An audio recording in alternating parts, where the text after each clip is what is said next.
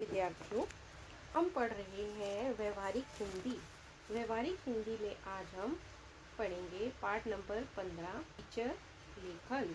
वास्तव में फीचर लेखन का मुख्य कार्य पात्रों के द्वारा घटना का प्रस्तुतिकरण है।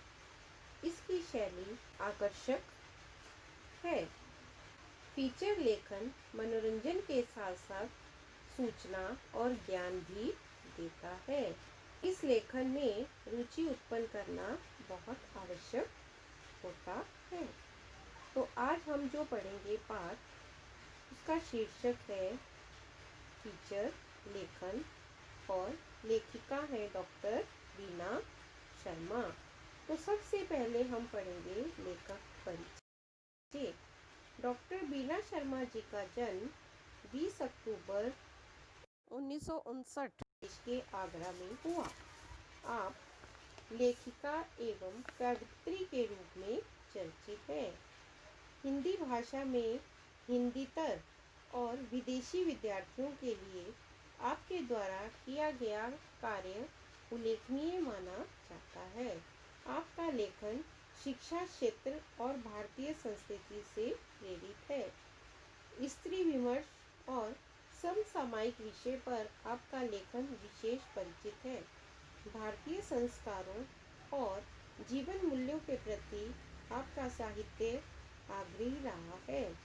लेखन कार्य के साथ साथ आप सामाजिक कर्तव्यों के प्रति भी जागरूकता का निर्वाह करती हैं। वर्तमान में आप केंद्रीय हिंदी संस्थान आगरा में आचार्य एवं कुल सचिव होता है रजिस्ट्रार के पद पर आसीन है। प्रमुख कृतियां: हिंदी शिक्षण, अंतर्राष्ट्रीय परिप्रेक्ष्य, भारतीय सांस्कृतिक प्रतीक आदि। कहानी में श्लिष्टता तत्व होने के कारण पढ़ने में शीतलता नहीं आनी चाहिए। शीतलता होता है ढीलापन। जीवन के अनुभव संक्षेप में अवगत हो जाते हैं। अवगत होना, परिचित होना। कम पात्रों द्वारा जीवन का बृहद पट रखना कहानी की विशेषता है।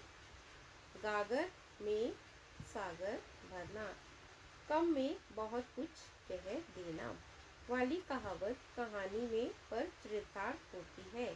कहानी में जीवन के किसी एक प्रसंग अथवा अंश का उद्घाटन रहता है।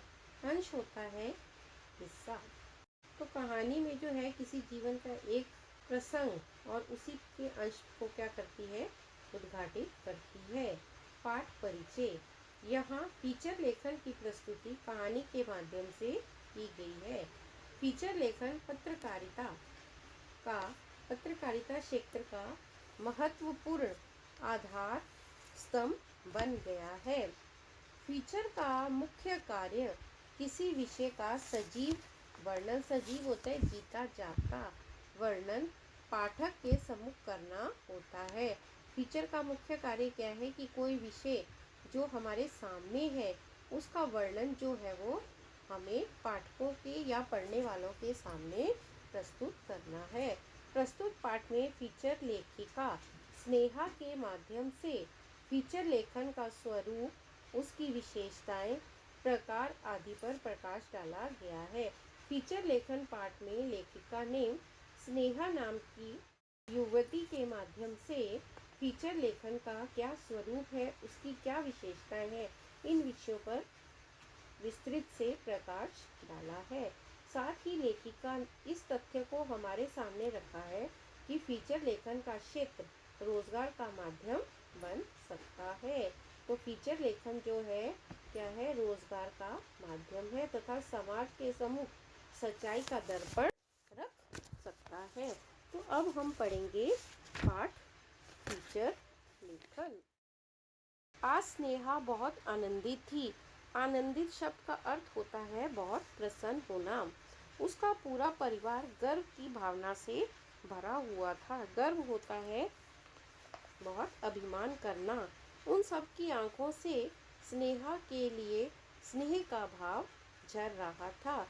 पत्रकारिता का अर्थ होता है पत्रकार का काम करना। फीचर लेखन में के लिए दिए जाने वाले सर्वश्रेष्ठ फीचर लेखन के राष्ट्रीय पुरस्कार से उसे सम्मानित किया गया था। सम्मानित करना, आदर प्राप्त होना। आज उसके परिवार द्वारा इसी के उपलक्ष्य में छोटी सी पार्टी दी जा रही थी। स्नेहा के पति, उसकी बेटी प्रिया, बेटा नैतिक और उसके सास ससुर उसे बधाई दे रहे थे।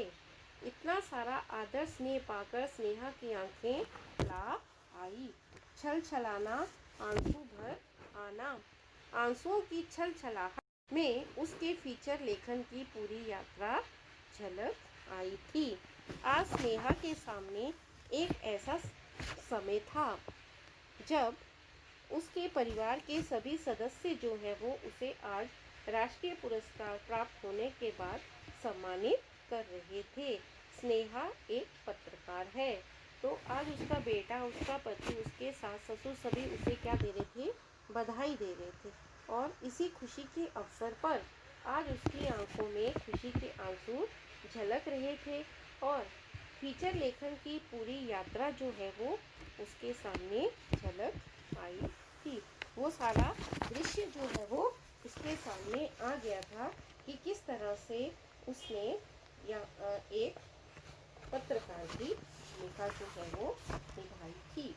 बीए कर लेने के पश्चात पिताजी ने स्नेहा से पूछा था, अब आगे क्या करना चाहती हो?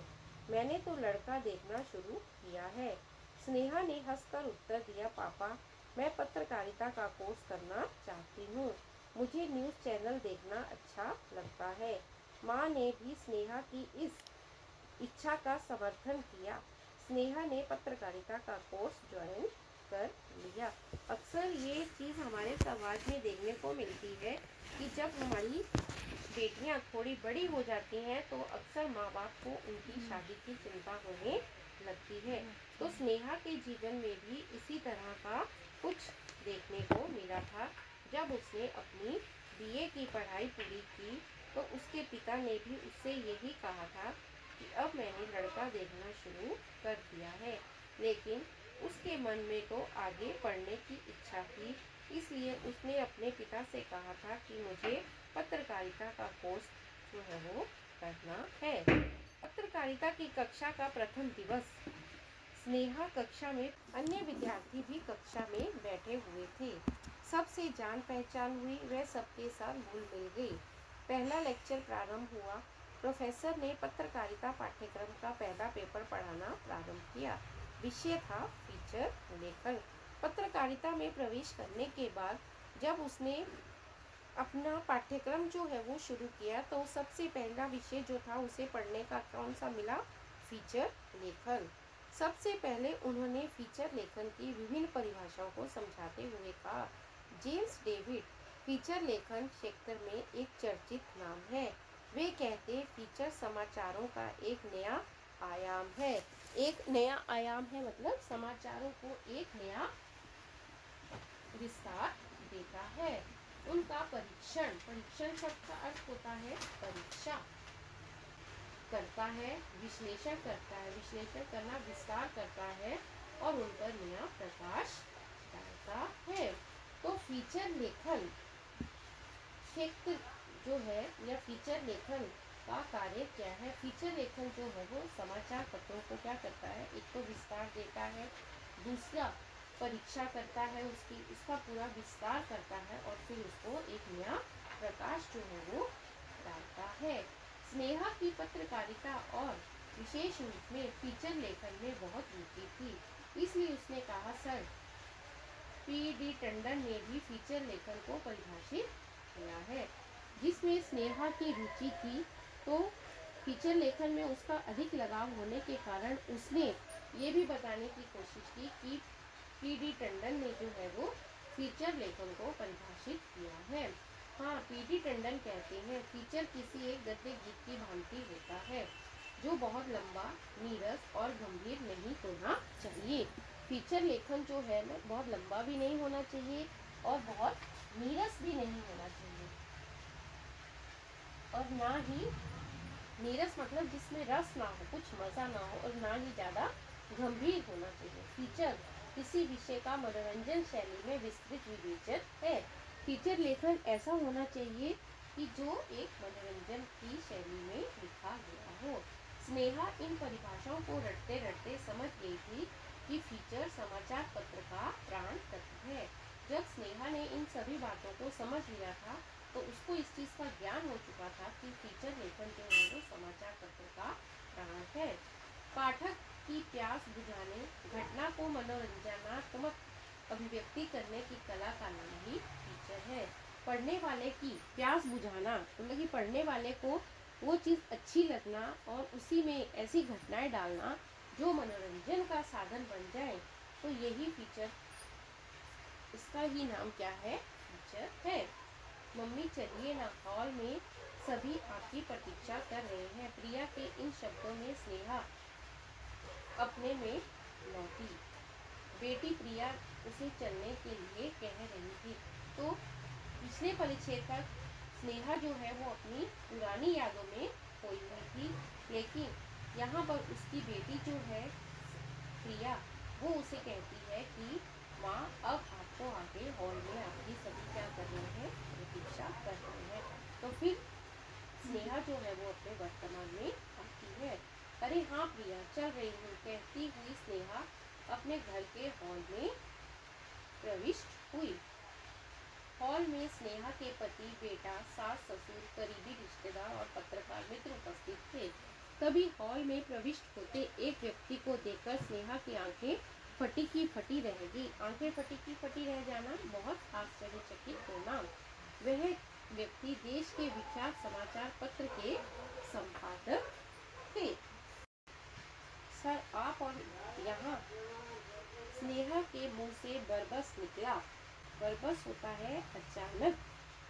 क्यों मैं नहीं आ सकता इस अवसर पर? ऐसी बात नहीं है, अचानक आपको। स्नेहा बहुत बहुत बधाई, आज तुमने फीचर लेखन में शीर्ष स्थान प्राप्त पा लिया है। शीर्ष होता है सबसे ऊंचा। स्नेहा की बात काटकर संपादक ने बधाई दी। सभी ने एक स्वर में कहा बधाई हो। इन शब्दों को सुनते ही स्नेहा 10 वर्ष पूर्व की दुनिया में चली गई। फिर से स्नेहा अपनी पुरानी 10 वर्ष पुरानी यादों में खोगी। पत्रकारिता कोर्स के बीते दिन महीने, फीचर लेखन के संबंध में सुने हुए लेक्चर्स, प्रोफेसरों से की हुई चर्चाएं, अध्ययन, परीक्षा, फीचर लेखन का प्रारंभ। फीचर लेखन की सिद्धहस्त लेखिका, सिद्धहस्त होता है जिसका हाथ कोई काम करने में मंजा हो। एक बनना ही उसका एकमात्र सपना था। उसकी यादों में वह दिन तैर गया जब उसे पत्रकारिता कोर्स में फीचर लेखन पर व्याख्यान करने के लिए बुलाया गया था। हॉल विद्यार्थियों से खचाखच भरा हुआ था। आज उसे अपने परिश्रम सार्थक होते नजर आ रहे थे। सार्थक होना, सफल होना। फीचर लेखन पर स्नेहा से बोलना प्रारंभ किया। रोचक प्रसंगों के साथ स्नेहा विद्यार्थियों को फीचर लेखन की विशेषताएं बताने लगी। स्नेहा ने अपना अनुभव जो है वो विद्यार्थियों के सामने उपस्थित किया और अब वह विद्यार्थियों को फीचर लेखन की विशेषताएं जो है वो बता रही है। अच्छा फीचर लेखन नवीनतम जानकारी से परिपूर्ण होता है। किसी घटना की सत्यता अथवा तथ्यता फीचर का मुख्य तत्व है। फीचर लेखन में राष्ट्रीय स्तर के तथा अन्य महत्वपूर्ण विषयों का समावेश होना चाहिए, क्योंकि समाचार पत्र दूर दूर तक जाते हैं।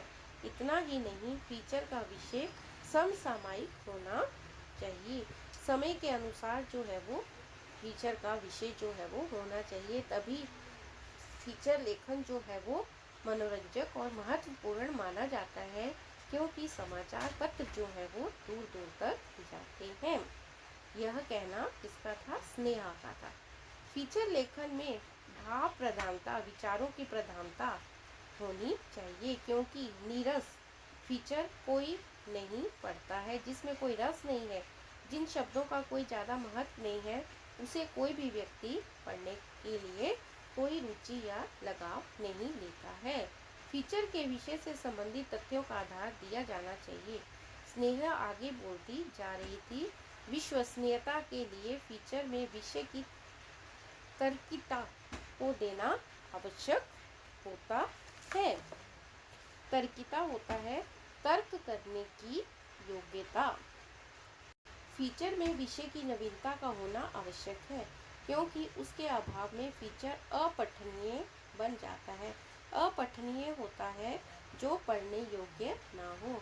फीचर में किसी विषय, किसी व्यक्ति अथवा घटना विशेष का उदाहरण दिया गया हो तो उसकी संक्षिप्त जानकारी भी देनी चाहिए।